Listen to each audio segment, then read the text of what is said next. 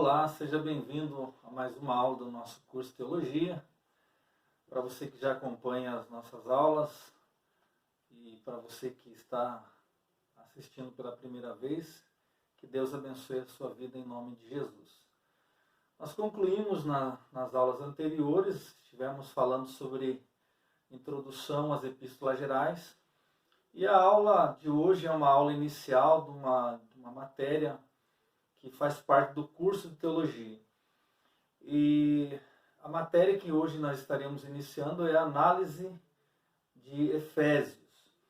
Então nós vamos nessa primeira aula dar algumas informações introdutórias que vão servir para, em algum momento da nossa análise desses 6 capítulos, ficar mais fácil dentro da leitura nossa explicação. Então, essa primeira aula é uma aula de introdução, a gente vai estar falando sobre a questão da autoria, possíveis datas, algumas informações relacionadas ao contexto de escrita, né, dessa carta. E então será uma aula para algumas informações antes de a gente estar entrando propriamente dito na epístola. Bom, primeiro ponto dessa aula, que quando você for ler, né, muitas vezes nós lemos trechos de um livro e às vezes nos causa alguma dúvida, porque às vezes o que o autor está escrevendo passa uma ideia que, se eu ou você não tiver uma informação relacionada ao contexto, fica muito difícil de entender o que esse autor está querendo dizer.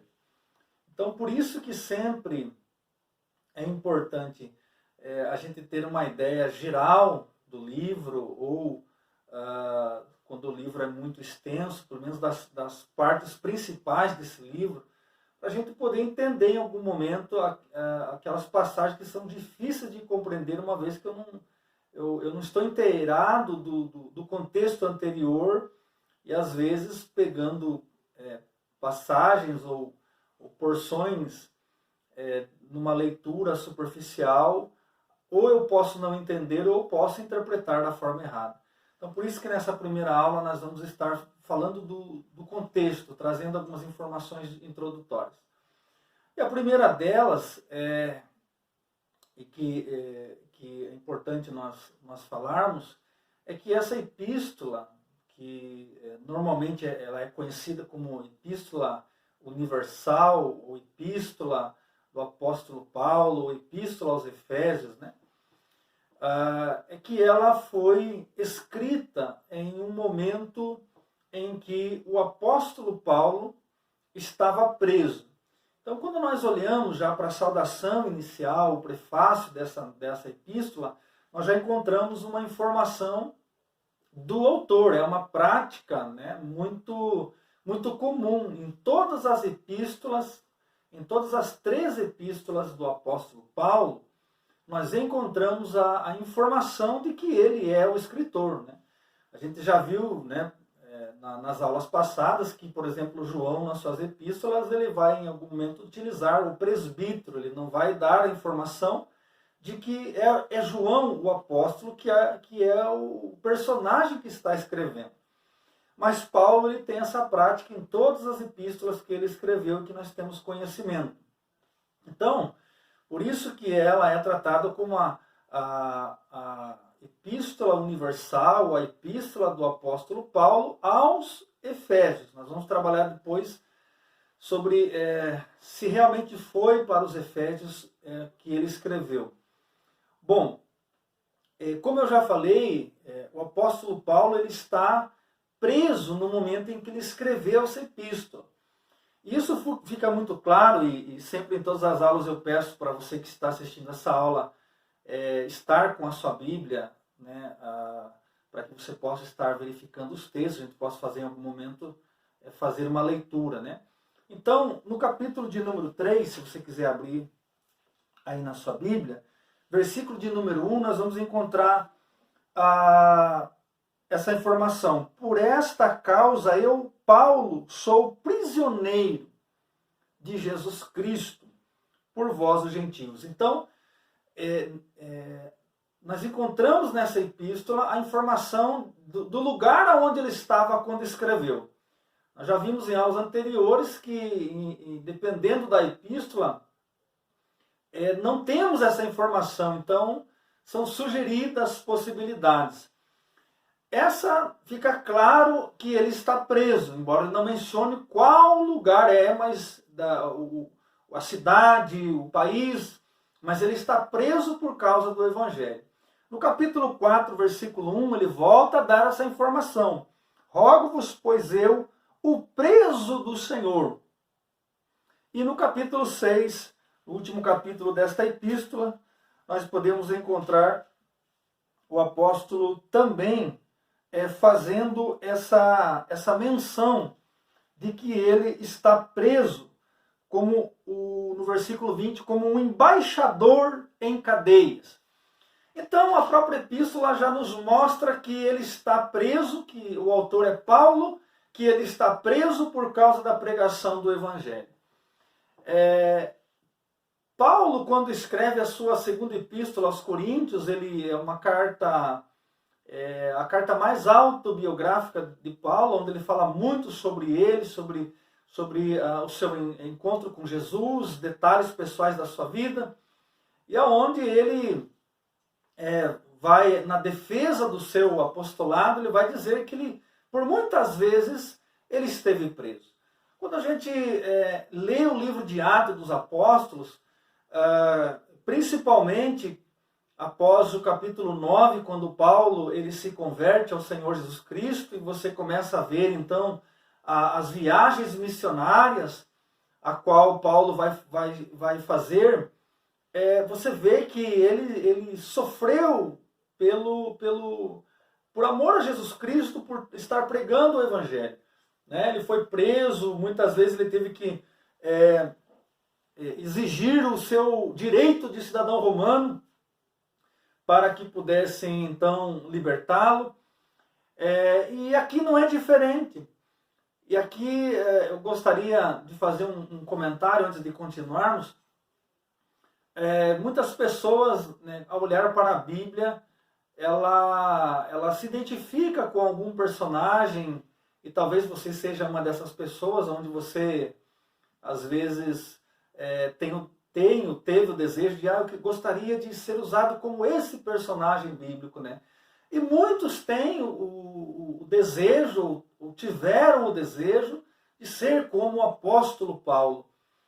Mas quando olhamos para a vida do apóstolo Paulo, nós vemos o quão foi difícil servir ao Senhor, no sentido de que ele estava sempre sendo perseguido ou preso ou sabendo lidar no momento de necessidade material, sem dormir muitas vezes num lugar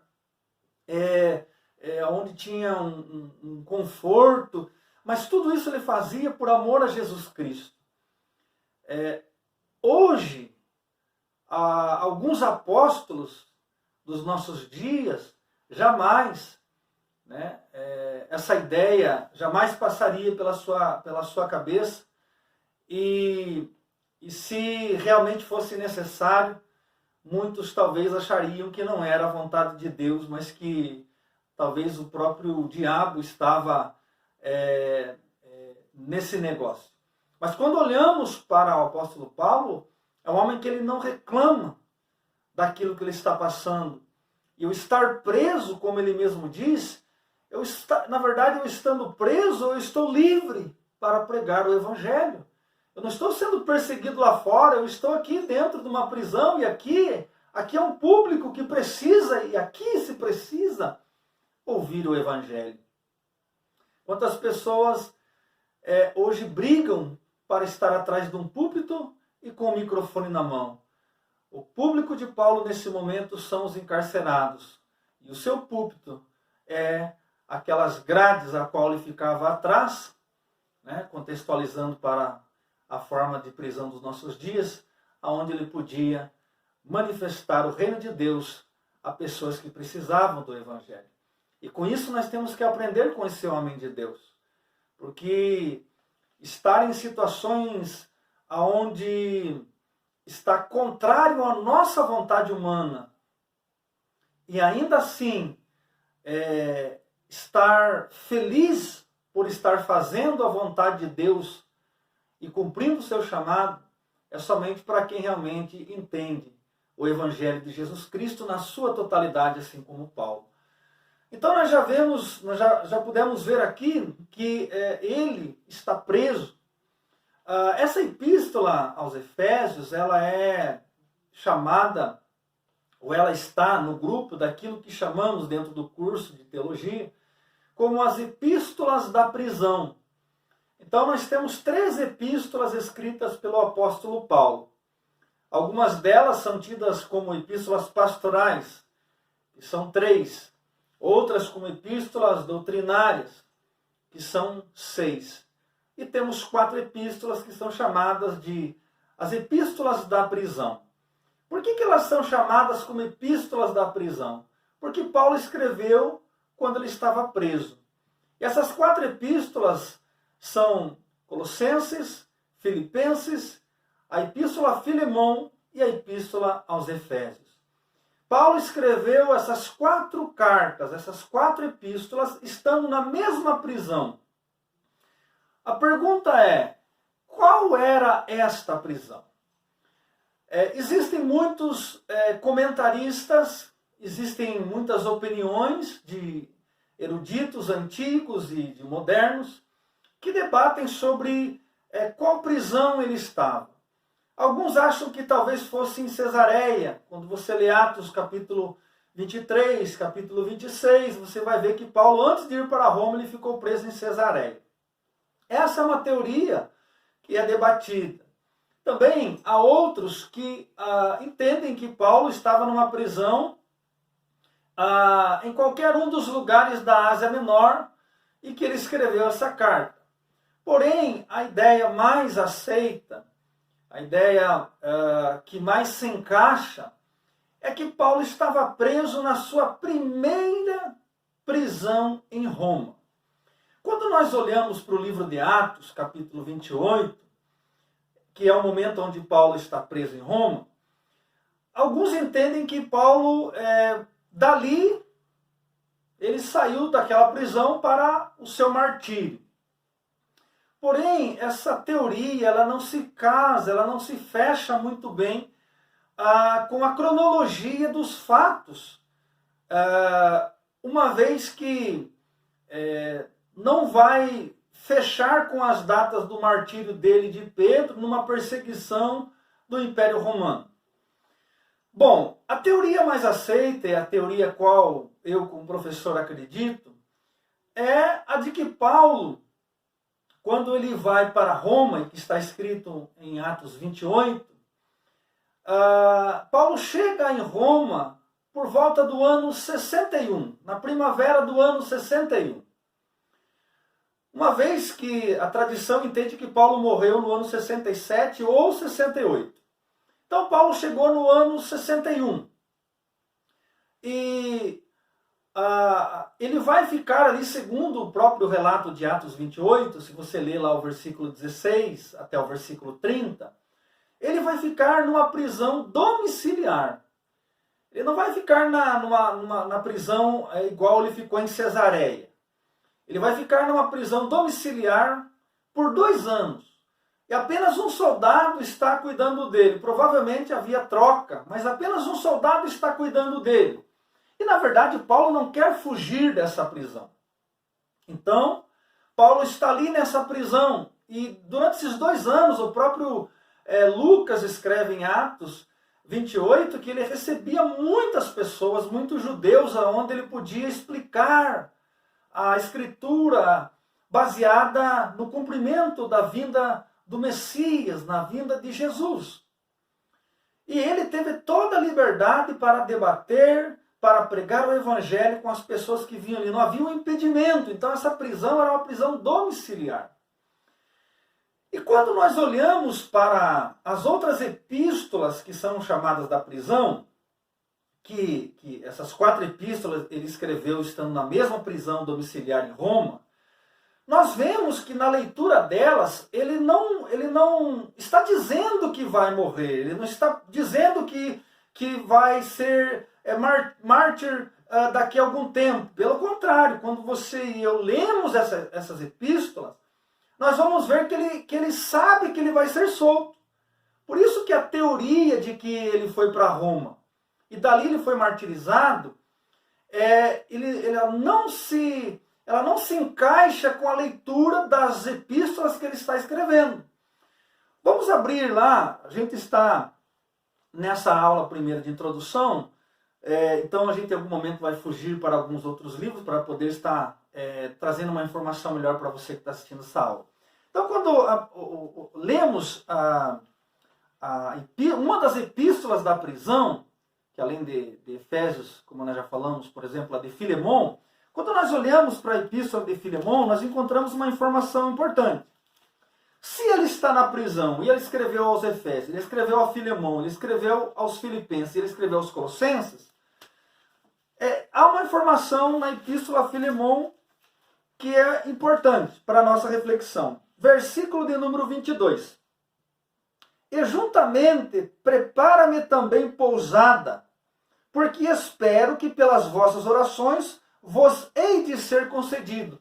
Veja bem, se Paulo está preso e ele vai ser morto, como ele escreveu para Timóteo na segunda epístola, capítulo 4, versículo 7, ele diz assim, olha, eu combati o bom combate, acabei a carreira, guardei a fé, e agora o que me aguarda é a coroa da justiça, ele dizendo que o Senhor já havia falado que ele iria morrer.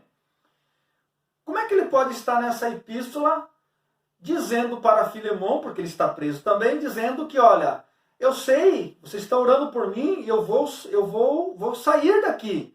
Por isso, vocês preparem uma pousada para mim, porque eu quero ir aí na sua casa, porque eu estou certo que eu vou sair daqui. Então veja bem, se Jesus havia falado que ele ia morrer, como está lá em 2 Timóteo 4,7, como que então ele está dizendo que ele tem esperança de ser solto?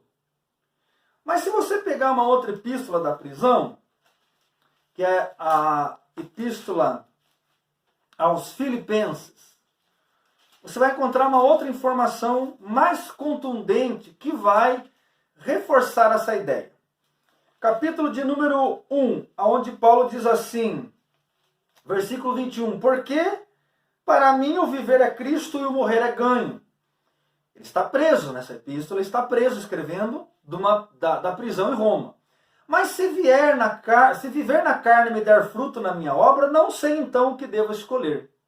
Mas de ambos os lados estou em aperto. Eu tenho o desejo de partir, ou seja, de morrer, né, e estar com o Senhor, porque isto ainda é muito melhor.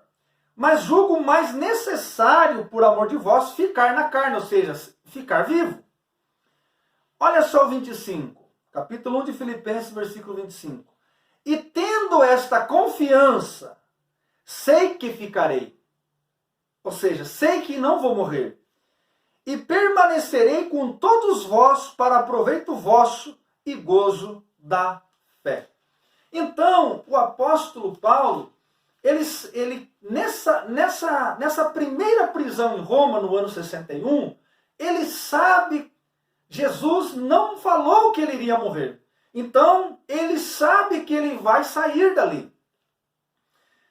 O escritor de Atos, Lucas, no capítulo 28, versículo 30, ele diz que Paulo vai ficar ali por 2 anos. Então, se ele chegou na primavera de 61, ele vai sair dessa prisão em Roma na primavera de 63. Então, Paulo ele vai sair antes do momento histórico que vai ser o momento que vai fazer ele voltar uma segunda vez para a prisão e ser então morto. O que aconteceu em 64? Em 64, o imperador Nero, que desde o ano 54 era imperador em Roma, ele manda atear fogo em Roma no ano 64. E como alguns descobriram que foi ele, o imperador, que mandou atear fogo na própria capital do império, ele tem que arrumar um culpado. E ele então vai dizer que foi os cristãos. E então começa a primeira perseguição pelo Império Romano aos cristãos, onde muitos morreram, foram queimados, foram torturados, e que Pedro e Paulo vão morrer entre o ano 67 e 68 por causa dessa perseguição. Então Paulo saiu no ano 63 da prisão. No ano 64 começa a perseguição aos cristãos. No ano 67 ou 68, ele vai ser morto. E aí que Lucas, ele não relata após esses 2 anos de prisão. Então, Paulo gostaria de ir para Roma, que ele não foi. Provavelmente os pais da igreja escreveram, alguns já trazendo essa informação, que ele foi para Roma, ele foi para a Espanha, que era a vontade dele ir, aonde ele escreve na Epístola aos Romanos. Só que ele foi capturado novamente, e essa informação nós não temos no livro de Atos, porque o livro de Atos encerra sem o martírio de Pedro, sem o martírio de Paulo, sem nenhuma outra informação. Então, se fosse possível dar uma data próxima de quando essa epístola aos Efésios foi escrita, foi no ano 62. É lógico que a última epístola que Paulo escreveu, provavelmente, com toda certeza, foi a segunda epístola a Timóteo, aí por volta do ano 66, 67, onde ele já está preso e onde ele já sabe que vai morrer. Então, essa epístola foi escrita na primeira prisão de Paulo, onde ele estava numa prisão domiciliar. E ele saiu desta prisão e continuou pregando o evangelho. E mais tarde, talvez ali mais uns 3 ou 4 anos para frente, ele foi preso e então sentenciado à morte pelo Império Romano. Uma outra informação que nós podemos aqui trazer sobre essa epístola como uma forma de introdução. Quando nós olhamos epístola, aqui na minha Bíblia, que é a tradução Almeida Corrigida Fiel, epístola do apóstolo Paulo aos Efésios, há um certo debate se essa epístola realmente foi escrita aos Efésios, uma vez que, quando você lê no versículo 1, está assim: Paulo, apóstolo de Jesus Cristo, pela vontade de Deus, aos santos que estão em Éfeso. Essa expressão em Éfeso, nos manuscritos mais antigos do século IV, que é o Codex Sinaíticos e o Codex Vaticanos, que são os documentos mais antigos que é encontrado hoje relacionados a essa epístola, você não vai encontrar essa expressão essa expressão em Éfeso. E nos manuscritos mais recentes, então, é encontrado. Então, há um debate relacionado se realmente foi escrito aos crentes de Éfeso. Alguns entendem que provavelmente foi escrito foi uma carta circular para todas as igrejas da Ásia Menor, não somente para Éfeso.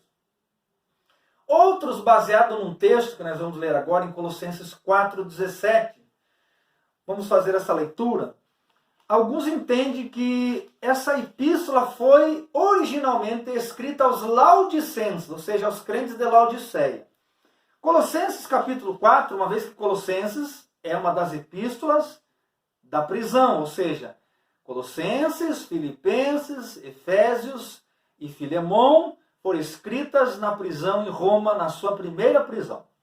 Colossenses 4,13 diz assim: pois eu lhe dou testemunho de que tem grande zelo por vós e pelos que estão em Laodiceia e pelos que estão em Hireápolis. Versículo de número 16. E quando esta epístola, ou seja, a epístola aos Colossenses, tiver sido lida entre vós, fazei também que seja lida na igreja de Laodiceia. E aqui eu mandei para Laodiceia então que vocês leiam aí na igreja de Colossos. Então veja bem, essa epístola do apóstolo Paulo a Laodiceia nunca chegou nos nossos dias. Você não vai encontrar essa epístola do apóstolo Paulo à igreja de Laodiceia. Como esses escritos mais antigos não informam essa expressão em Éfeso, alguns acham que era essa epístola escrita por Paulo à igreja de Laodiceia. Mas por que então os mais recentes informam Éfeso e não Laodiceia? Alguns entendem que por causa do que está escrito em Apocalipse, capítulo 3, onde no versículo 14 em diante, Jesus repreende essa igreja de Laodiceia. Então alguns arrancaram o nome, alguns escribas tiraram o nome Laodiceia e deixaram sem nome. E posteriormente alguns escribas adicionaram a expressão em Éfeso. Seja qual for a teoria, mas dessa seja a teoria correta, se foi realmente aos Efésios, se foi realmente a Ásia Menor como uma carta circular, se for aos Laodicenses, seja qual for, a epístola nos dá uma informação de que os leitores dessa epístola eram gentios, ou seja, eles não eram judeus. Nós encontramos Paulo, por exemplo, aos Romanos, escrevendo a cristãos gentios e judeus. Aos Gálatas, a gentios e a judeus. Mas essa epístola, nós vamos observar no capítulo 3, versículo 1, por exemplo. E por esta causa eu, Paulo, sou o prisioneiro de Jesus Cristo por vós, os gentios. Então a informação que nós temos é que essa epístola foi primeiramente escrita a cristãos que outrora eram pagãos, outrora eram gentios, né? No sentido da sua fé, e agora aceitaram a Jesus. Ok?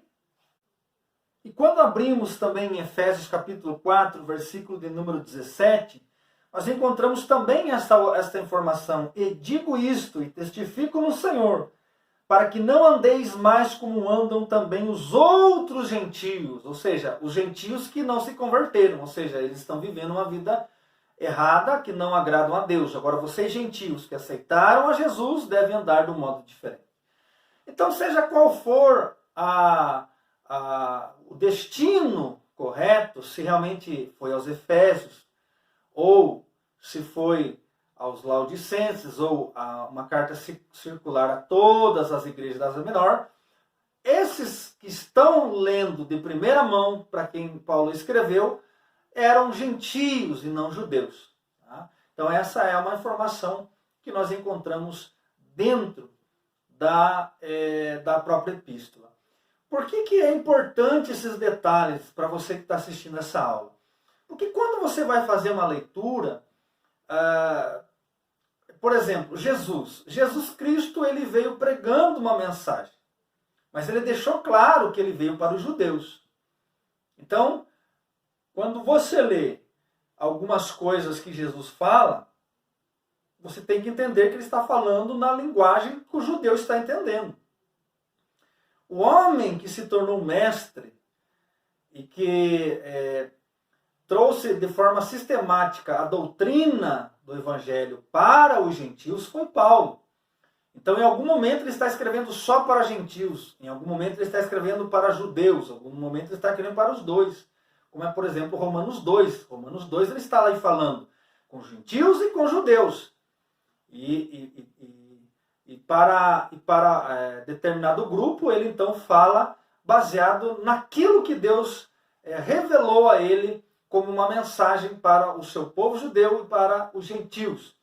Então, por isso que quando nós lemos a Epístola aos Efésios, nós temos que ter essa ideia de que Paulo está escrevendo aos gentios e não aos judeus. Isso também é importante porque para os judeus, Paulo sempre pregou um evangelho onde Jesus Cristo era o centro, mas que ele também sendo judeu, via que o servir a Deus na lei para o judeu, desde que essa lei não anulasse o sacrifício de Jesus, ela era válida. Para os gentios, fica muito claro que a prática de pontos da lei não era um obrigatório para os gentios. Isso ficou bem definido em Atos capítulo 15, no primeiro concílio de Jerusalém. Muito bem, ou melhor, em Jerusalém.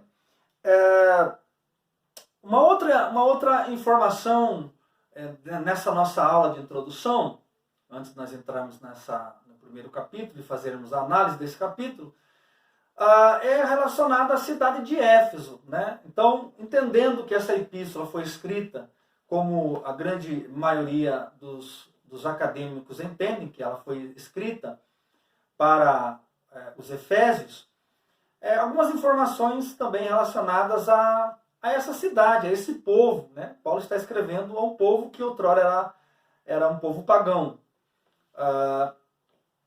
O apóstolo Paulo, né, ele foi chamado para ser mestre dos gentios. Então, ele vai escrever baseado naquilo que o Senhor o ensinou, como ele mesmo fez na referência em Gálatas capítulo de número 1.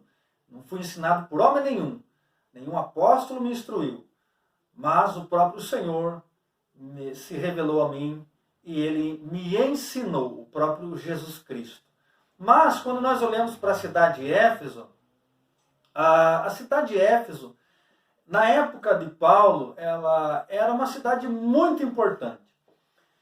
Na verdade, irmãos, a região que ela ficava, que é a região da Ásia Menor, que hoje seria a Turquia, a atual Turquia, né, onde está a antiga cidade de Éfeso, essa região chamada Ásia Menor, onde Éfeso ficava, a poucos quilômetros, cerca mais ou menos de uns 10 quilômetros do Mar Egeu, Éfeso ela se tornou, ela era uma cidade grega, mas ela se tornou uma província romana e ela se tornou a capital da Ásia Menor. Era uma cidade muito rica por ela ficar próximo ao mar, era uma cidade marítima, era uma cidade que o comércio era muito intenso. E ela ficou muito famosa na antiguidade pelo templo que ela dedicou, construiu à divindade que o nome grego é Ártemis, mas o nome romano é Diana. Né? Se você abrir em Atos 19, você vai ver que os efésios ficaram por 2 horas gritando, né, que Éfeso que Diana era a deusa dos efésios. Então houve aquele tumulto lá e por quase 2 horas eles gritaram, aquela multidão, né, dizendo que Diana era a padroeira deles. Então, ela ficou muito famosa, esse templo, né, o templo de Diana, o templo de Ártemis. Eu prefiro usar o termo Ártemis historicamente, embora esteja ali como Diana, porque na verdade ela surge da cultura grega, e na cultura grega ela é chamada de Ártemis. Esse templo que foi descoberto pela arqueologia, né, e que foi tido como uma das 7 maravilhas do mundo antigo, era monstruoso. 63 metros, segundo Buckland, 63 metros de largura, 139 metros de comprimento.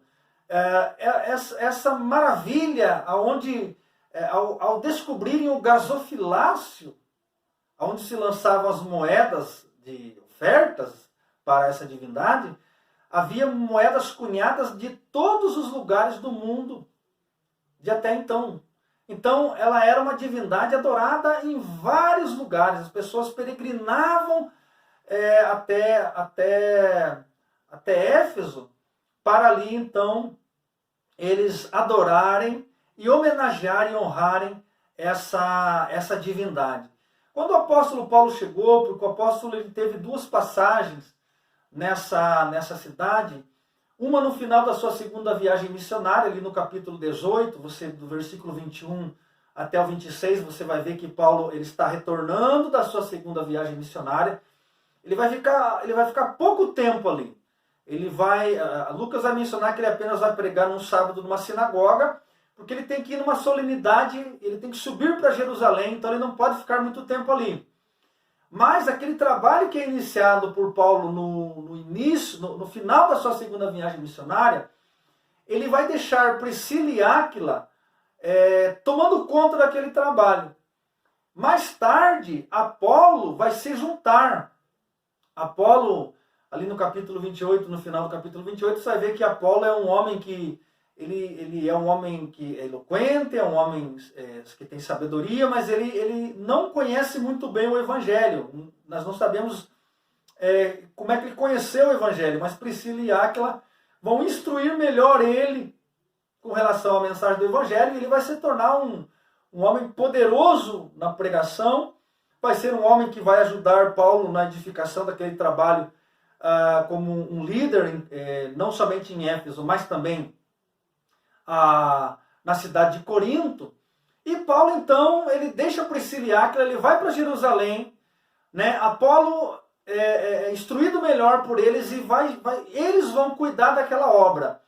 Quando Paulo vai fazer a terceira viagem missionária, Paulo chega ali. E ali, baseado em Atos 20 e 31, o próprio apóstolo Paulo dizendo, ele vai ficar 3 anos em Éfeso. Então, quando Paulo volta pela segunda vez, agora na sua terceira viagem missionária, Paulo, ele viu que o trabalho cresceu. E ele vai ficar ali dedicando 3 anos do ministério que o Senhor deu a ele, 3 anos.